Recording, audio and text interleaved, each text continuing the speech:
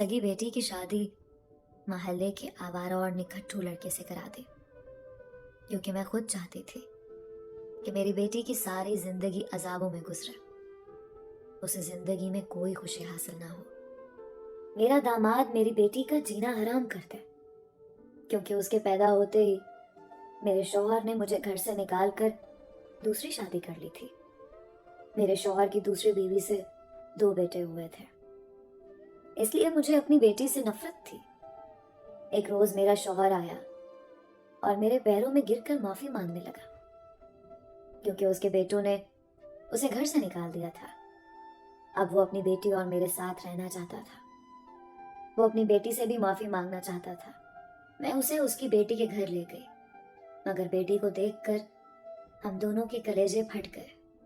ये देखकर मेरी जान निकल गई जब दामाद ने मेरी बेटी को, मेरा नाम मरियम है, मैं अपने माँ बाप की इकलौती बेटी हूँ और गांव की रहने वाली हूँ। मेरे अब्बा की थोड़ी सी जमीन थी, जिसकी वजह से हमारे घर का निजाम चल रहा था, मगर आज हम गांव छोड़कर शहर जा रहे थे ताकि मैं अपनी तालीम जारी रख सकूं।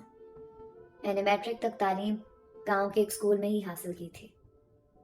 अब्बा ने मेरी वजह से शहर में एक मकान ले लिया था। वो भी मेरे साथ शहर में ही रहना चाहते थे। अब्बा ने मेरा दाखिला शहर के एक बड़े कॉलेज में करवा दिया। मैंने जल्दी कॉलेज के माहौल को अपना लिया। वहां लड़कियां मेरी दोस्त भी बन गई। मेरा पूरा ध्यान पढ़ाई पर था और देखते ही देखते मैंने बीए कर लिया। अब मेरे वालिदैन मेरी शादी करना चाहते थे। वो मुझे मजीद आगे नहीं पढ़ाना चाहते थे। तभी मेरी क्लास फेलो ने अपने भाई के लिए अपनी अम्मी को मेरा रिश्ता लेने घर भेज दिया।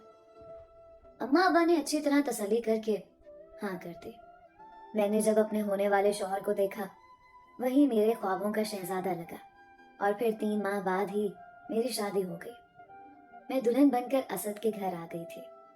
मेरा शौहर असद बहुत अच्छा था, अलबत्ता मेरी सास काफी तेज और चालाक भी थी। मैं घर के सारे काम करती।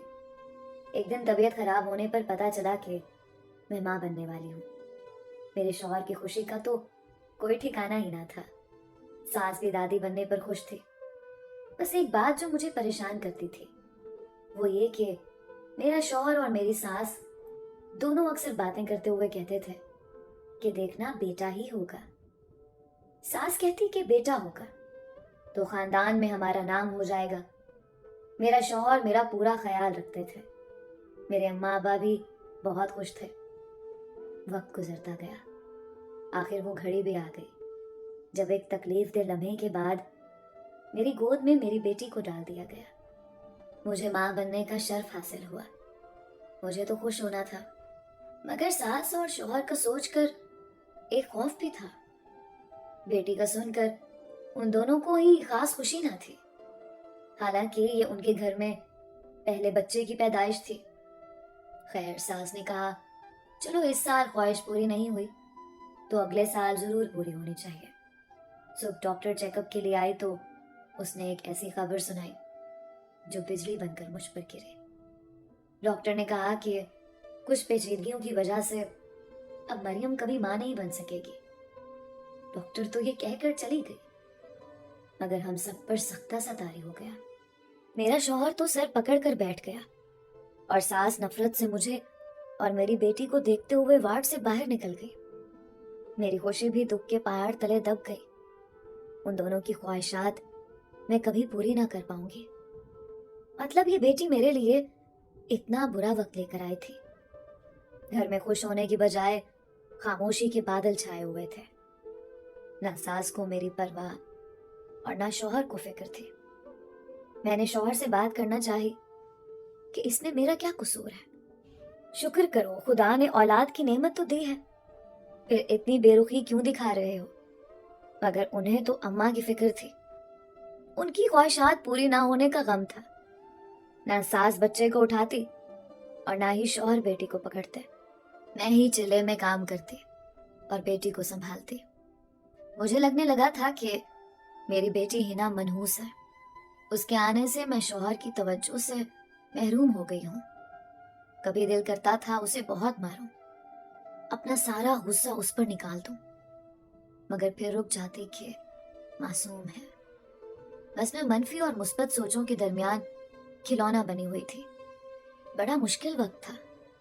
जो जो वक्त गुजरता जा रहा था और हिना बड़ी होती जा रही थी, शौहर और सास की नफरतें मेरे साथ बढ़ती जा रही थी। मैं हिना को मजबूरी में पाल रही थी। अक्सर उसे रोता देखकर मैं खुद भी रोने लगती। मेरे अम्मा अब्बा को मेरी ऐसी हालत का ज्यादा पता नहीं था। अब्बा को पता लगता तो उन्होंने मुझे घर ही बिठा लेना था। एक दिन अम्मा आई और उन्होंने ख्वाहिश जाहिर की कि वो मुझे चंद दिनों के लिए घर ले जाना चाहते हैं। सास ने बड़ी बेदिली से कहा कि आपकी बेटी है, शौक से ले जाएं। शौहर ने भी कहा जरूर ले जाएं। मैं अपनी अम्मा के साथ मैके आ गई। माँ बाप का घर ऐसी जगह है जहाँ सिर्फ सुकून ही सुकून होता है। मैंने सोचा मैं भी कुछ दिन सुकून के साथ गुजार लूंगी। अम्मा को मैंने सब कुछ बता दिया था, मगर अब्बा से डर लगता था। मेरी अम्मा मेरी बेटी को बहुत प्यार करती थी। मुझे भी कहती कि बेटी तो खुदा की रहमत होती है, तुम भी तो हमारी एक ही बेटी हो। मगर पता नहीं ये ससुराल वालों की बातों का असर था जो दिल पत्थर का होता जा रहा था। मैं रोज अपने शौहर को फोन करती, मगर वो मसरूफ होने का बहाना बनाकर फोन बंद कर देता। असद बेटी को तो जैसे भूल ही गए थे। मेरे लिए उनका ये रवैया बहुत तकलीफ दे था, मगर क्या कर सकते थे। एक हफ्ते बाद मैंने अपने शौहर को कहा कि मुझे आकर ले जाएं, मगर उन्होंने टाल मटोल कर दिया। इस तरह 2 हफ्ते गुजर गए। मैंने अपने शौहर से कहा कि अगर आपके पास वक्त नहीं तो मैं अब्बा के साथ आ रही हूँ। तब वो कहने लगे वो कुछ दिनों के लिए अपने एक दोस्त की शादी पर जा रहे हैं। फिर बोले मैंने हमारी बेटी हिना के लिए एक बैंक अकाउंट खोला है, उसके लिए पेपर्स पर तुम्हारे दस्तखत चाहिए।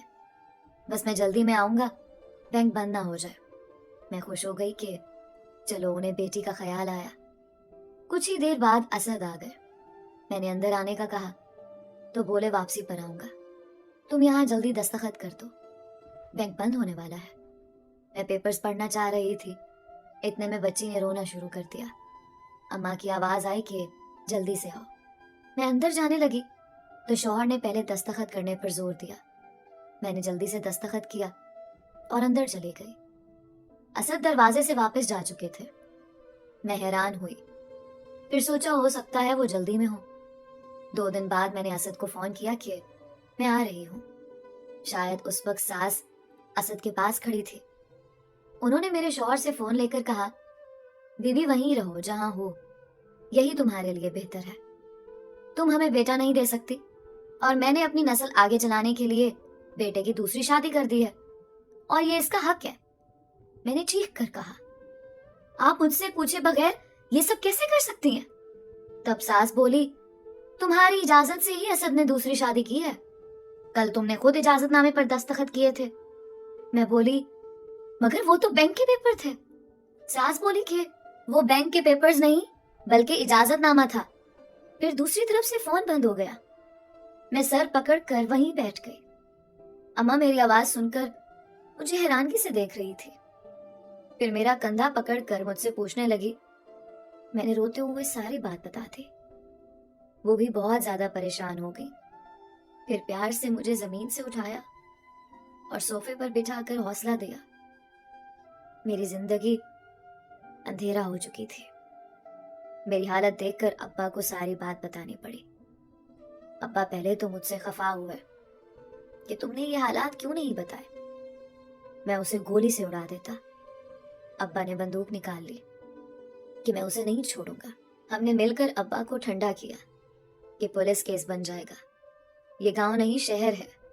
अब्बा ने मेरे शौहर को फोन किया, उसने फोन नहीं उठाया। अब हर रोज कई बार फोन करते। एक दिन उसके घर भी गए, पता चला वो घर तब्दील कर चुके थे। किसी को कुछ पता ना था कि वो कहाँ चले गए थे। वक्त गुजरता गया। हर गुजरते लम्हे के साथ मुझे अपनी बेटी पर ज्यादा गुस्सा आने लगा। वो मेरे लिए मनहूस थी। मैं अपनी बर्बादी की जिम्मेदार उसी को समझती। अम्मा ही उसकी हमदर्द थी। अम्मा मुझे समझाती کبھی کبھی مجھے ترس بھی آ جاتا، مگر پھر وہی سوچیں، وہی خیال۔ وقت گزرتا گیا، وقت کے ساتھ ساتھ ہنا جوان ہو گئی تھی۔ میں نے اسے چھوٹے سے اسکول میں پڑھانا شروع کر دیا۔ آدھا دن ادھر ہی گزر جاتا تھا، باقی دن کچھ کام اور اگلے دن کی تیاری میں گزر جاتا۔ میری بیٹی پر ساری توجہ میری اماں دیتی تھی۔ میں خود غرضی اور بے حسی کے صحرا میں بھٹکنے لگی تھی۔ مجھے اندازہ تھا کہ میں غلط کر رہی ہوں، پر اندر سے آواز آتی کہ ہنا نے پیدا ہوتے ہی میری ساری خوشیاں چھین لی تھی۔ ایک دن میں بازار گئی تو مجھے کام کرنے والی ماسی ملی۔ وہ میرے شوہر کے گھر میرے ہوتے ہوئے وہاں پر ملازمہ تھے، اور وہ اب بھی وہیں ان کے نئے گھر میں کام کر رہی تھی۔ اس نے بتایا کہ آپ کے شوہر کے گھر دوسرا بیٹا ہوا ہے، وہ بہت خوش ہے۔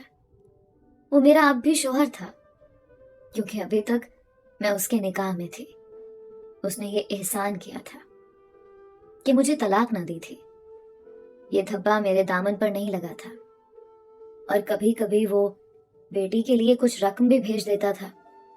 پہلے تو میں نے یہ پیسے لینے سے انکار کیا تھا، مگر بعد میں اماں نے سمجھایا، تمہارا یہ حق ہے، بچی کا خرچہ لینا چاہیے۔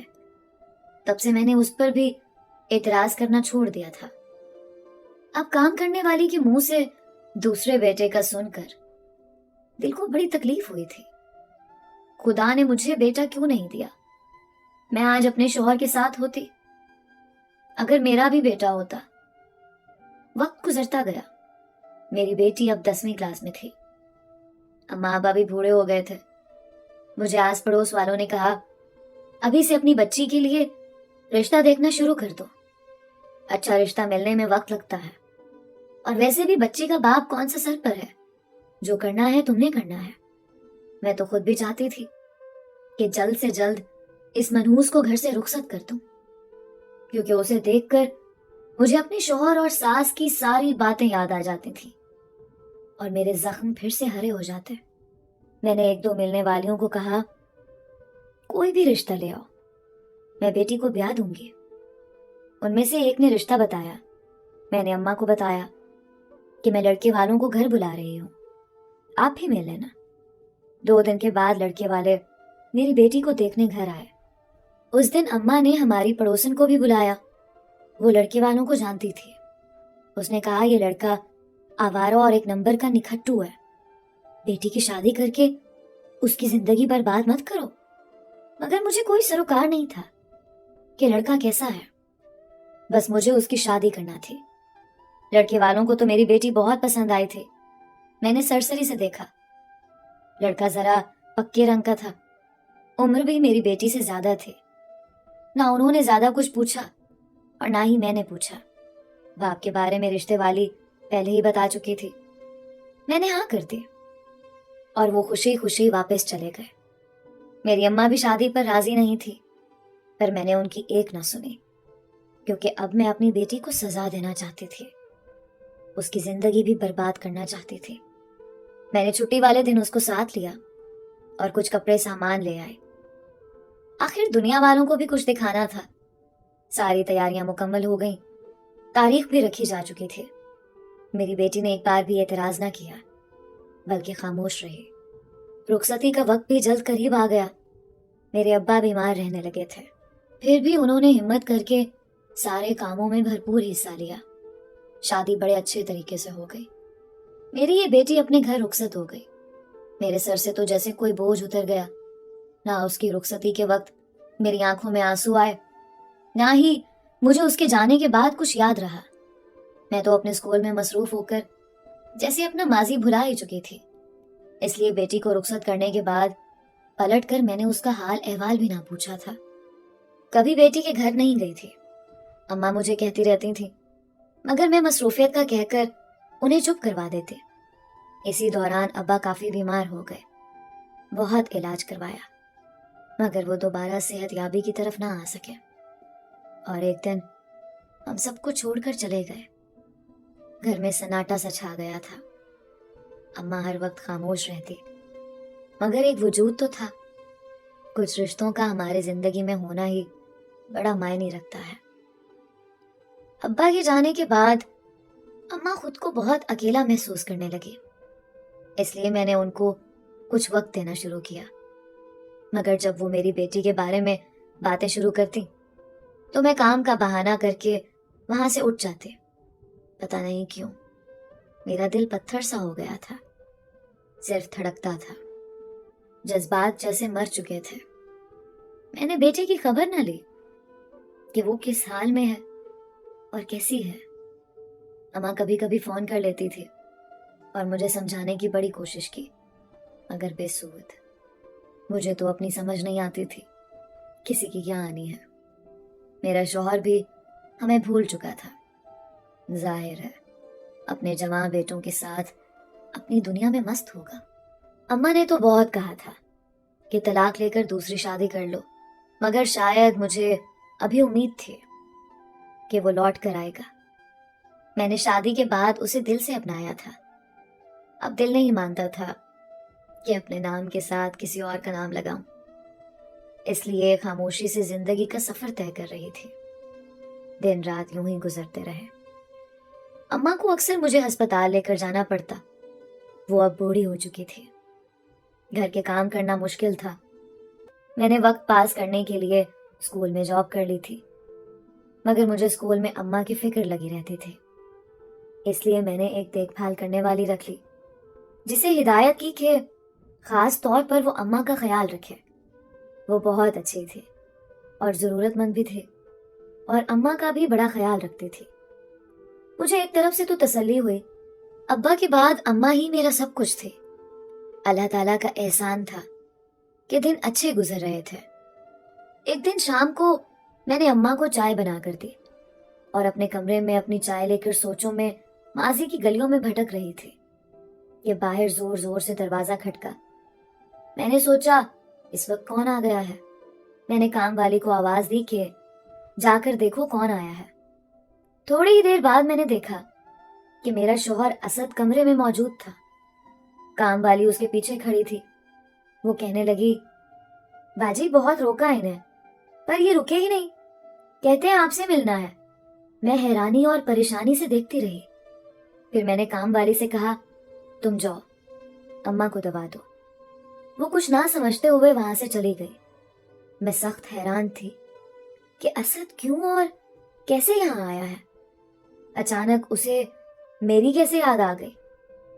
ابھی میں حیران اور پریشان اسے دیکھ ہی رہی تھی کہ وہ روتا ہوا میرے قدموں میں گر گیا۔ میرے لیے وہ لمحہ بہت عجیب تھا۔ وہ ایک خود سر انسان تھا، اچانک اس کی یہ حالت میرے لیے کافی حیرت ناک تھی۔ خیر ایسا کیا ہوا، ایسی کیا مجبوری تھی جس نے اسد کو میرے قدموں میں گرا دیا۔ میں نے پہلی دفعہ اسے روتے ہوئے دیکھا تھا۔ میں نے جلدی سے اپنے پاؤں پیچھے کر لیے۔ مجھے اب بھی گوارا نہیں تھا کہ میں اسے جھکا ہوا دیکھوں۔ مجھے کچھ سمجھ نہیں آ رہا تھا کہ میں کیا کہوں۔ میں اٹھ کر کھڑکی کے پاس چلے گئی اور آہستہ سے کہا، تم یہاں کیسے اور کیوں آئے ہو؟ تو وہ کہنے لگا کہ مجھے معاف کر دو، میں نے واقعی میں تمہارے ساتھ بڑی زیادتی کی ہے، میں نے تمہارا بہت دل دکھایا ہے۔ اس نے روندی آواز میں کہا، اب احساس ہوا ہے تمہیں؟ اب اتنی مدت بعد جب میری جوانی ختم ہونے کو ہے، کیا تم میری خوشیاں، میری جوانی واپس لا سکتے ہو؟ میں نے اپنے آنسوؤں پر قابو رکھتے ہوئے کہا تھا، ہاں میں تمہارا گنہگار ہوں، میں وہ دن تو نہیں لا سکتا، تمہارے زخم نہیں بھر سکتا، مگر تم سے معافی مانگ کر اپنے دکھ تو کم کر سکتا ہوں۔ میں بے وقوف تھا، اپنی ماں کی باتوں میں آ گیا، بیٹے کی خواہش میں اندھا ہو گیا تھا کہ بیٹیاں تو اللہ کی رحمت ہوتی ہیں، خدا نے مجھے باپ کا درجہ تو دیا تھا۔ آج میں اپنی غلطی کو تسلیم کرتا ہوں، مجھے خدا کی طرف سے کافی سزا مل چکی ہے اور میں ابھی تک سزا کاٹ رہا ہوں۔ اب پچھتاوے کے سوا میرے پاس کچھ نہیں بچا ہے۔ میرا شوہر سر پکڑ کر کرسی پر بیٹھ گیا۔ پچھتاوا کیسا؟ آخر کیا بات ہے؟ میں نے پوچھا تو اسد روتے ہوئے کہنے لگا، ہاں میں نے بیٹی کی پیدائش پر سوگ منایا تھا، امی نے مجھے دوسری شادی اور تمہیں طلاق دینے پر مجبور کیا تھا۔ میں نے امی سے کہا کہ میں اپنی بیوی کو نہیں چھوڑنا چاہتا، وہ میری بیٹی کی ماں ہے۔ تب امی نے کہا تو جاؤ پھر اس کے ساتھ رہو، اپنی ماں کو چھوڑ دو۔ میں ماں کو بھلا کیسے چھوڑ سکتا تھا؟ میں نے ان کی بات مان لی، مگر شرط رکھی کہ اپنی بیوی کو طلاق نہیں دوں گا۔ پھر امی نے رشتے والی خاتون کو کہا اور ایک لڑکی سے میری شادی کروا دے۔ وہ بڑی ماڈرن عورت تھی، گھومنے پھرنے کی شوقین، اسے مہنگی چیزیں لینے کا چسکا پڑ چکا تھا۔ میں نے اسے بہت سمجھایا پر وہ ہنس کے ٹال دیتی تھی۔ ہمارے گھر 2 بیٹے پیدا ہوئے، ہماری خوشی کا کوئی ٹھکانہ نہ تھا۔ بیٹوں کے بعد اس کے تو نخرے مزید بڑھ گئے۔ بچوں کی پرورش پر اس کا ذرا بھی دھیان نہ تھا۔ ہر وقت سہیلیوں کے ساتھ پارٹیاں کرتے، گھومتی پھرتے۔ بیٹے ماں کو دیکھ کر اس کے نقشے قدم پر چلنے لگے۔ یہ کہہ کر میرے شوہر نے میری طرف دیکھا۔ اس کی آنکھوں میں صاف شرمندگی دکھائی دے رہی تھی۔ میں نے خاموشی سے سر نیچے کر لیا۔ پھر میرے پوچھنے پر وہ بتانے لگا، میرے دونوں بیٹے حد سے زیادہ بدتمیز ہو چکے ہیں۔ ایک دن میں نے غصے میں اپنی بیوی کو بھی مارا اور اپنے بیٹوں کے اوپر بھی ہاتھ اٹھایا۔ بس پھر کیا تھا، بیوی نے بہت بد زبانی کی اور بیٹوں نے مجھے دھکے دے کر گھر سے نکال دیا۔ پھر وہ رونے لگا۔ میں چپ رہی تھوڑی دیر۔ خاموشی کے بعد وہ میرے پاس پلنگ پر آ کر بیٹھ گیا اور ہاتھ جوڑ کر بولا، میں تمہیں خدا کا واسطہ دیتا ہوں، مجھے میری بیٹی کے پاس لے چلو، میں اس کے پاؤں پکڑ کر معافی مانگ لوں، شاید وہ اس بے رحم باپ کو معاف کر دے۔ میرے شوہر کی حالت دیکھ کر واقعی مجھے بہت دکھ ہوا۔ انسان کیا سے کیا بن جاتا ہے۔ میری بھی آنکھوں میں آنسو آ گئے۔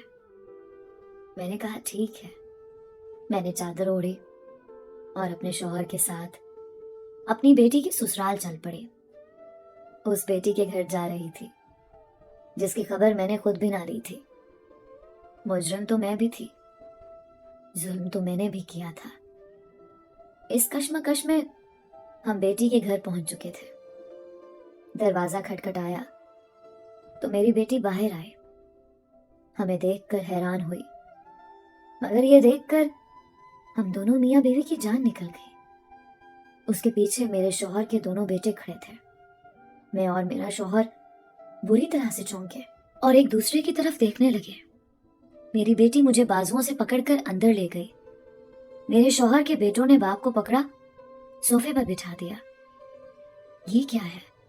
جب میں نے پوچھا تو ہنا بولنا شروع ہوئی، امی یہ دونوں میرے بھائی ہیں، آپ نے میری شادی کر کے مجھے بیگانہ کر دیا تھا، مگر میری قسمت اچھی، میرا آوارہ شوہر شادی کے بعد ٹھیک ہو گیا۔ وہ مجھ سے بہت پیار کرنے لگا۔ جب میں نے اسے آپ کے اور ابا کے بارے میں بتایا تو ہم نے آپ کی صلح کروانے کا سوچا، مگر بہت ہی معذرت کے ساتھ آپ دونوں نے کبھی ہماری بات مانی ہی نہیں تھی۔ اس لیے میں نے سب سے پہلے اپنے سوتیلے بھائیوں کو گھر بلا کر انہیں اس کام کے لیے راضی کیا۔ وہ دونوں بڑی مشکل سے راضی ہوئے، مگر وہ یہ جان گئے کہ ان کی سگی ماں ہمیشہ ان کے باپ کے ساتھ زیادتی کرتی آئی ہے۔ اس لیے وہ اپنی سوتیلی ماں سے صلح کروانے پر تیار ہو گئے اور پھر ایک منصوبے سے گھر میں جھگڑا کیا اور ابا کو گھر سے نکال دیا تاکہ انہیں بھی اپنی غلطی کا احساس ہو جائے۔ ہنا کی بات سن کر ہم دونوں کی آنکھوں سے آنسو جاری تھے۔ وہ پیار سے بولے جا رہی تھی اور ہم ہاتھ جوڑ کر اسے معافی مانگنے کی ہمت پیدا کر رہے تھے، اور پھر ہم نے بہت اشکوں کے ساتھ اس کے آگے ہاتھ جوڑ دیے اور سر جھکا لیا، اس امید پر کہ شاید اس کی معافی سے خدا ہمیں معاف کرتا ہے۔ میری بیٹی ہنا واقعی بہت عظیم تھی، بہت ہی عظیم۔ سچ میں بیٹیاں اللہ تعالیٰ کی رحمت ہوتی ہیں، اور بد نصیب ہیں وہ والدین جو بیٹیوں کی قدر نہیں کرتے، اور خاص کر ہنا جیسی عظیم بیٹیوں کی۔ دوستو، یہ تھی آج کی کہانی۔ امید کرتی ہوں کہ آج کی کہانی آپ کو ضرور پسند آئی ہوگی۔ اپنی رائے کا اظہار کامنٹس میں ضرور کیا کریں۔ ملتے ہیں ایک نئی کہانی کے ساتھ، تب تک کے لیے علیزہ کنول کو اجازت دیجیے۔ خدا حافظ۔